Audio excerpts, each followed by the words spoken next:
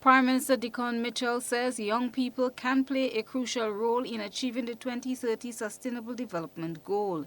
He was at the time in conversation with Senior Director of the Global Partnerships and Initiatives, Hashani Dalma Dasa, during the Unlock the Future of Learning high-level multi-stakeholder event. Young people are critical to the success of the sustainable development policies, and they must play a central role in the implementation of the targets if we are going to make it for 2030.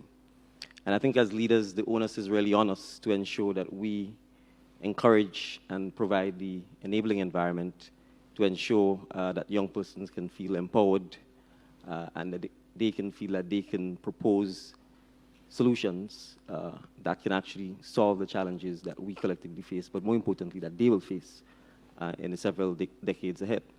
So, and I'll give an example. I mean, in my government, we actually have 3 ministers who are under 30.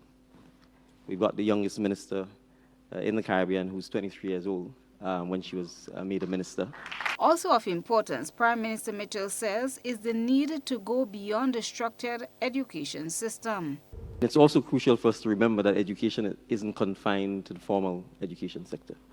And so it's important for us to recognize that non-formal education is just as important, and we need to make sure that we encourage that so that young persons, particularly for small islands, for example, your sense of identity, your pride in your history, your traditions, your culture, these things uniquely define you. And we should ensure that young persons are educated in those aspects as well. The Prime Minister used the occasion to encourage young people to take action if they want to achieve their goals and realize their potential as change makers. Take action. The truth is, if you make a difference, even in a small way, with yourself, with your communities, collectively causes a ripple action. And you may start off thinking it's just a small act, but you never know where it will end up. And I can perhaps use myself as the best example. I've not been in public life or political life for more than 10, 11 months. I made the decision summer of last year to get involved in public life and to join a political organization. And by October 31st, I became the political leader of the organization, and 8 months later, I became the Prime Minister of my country.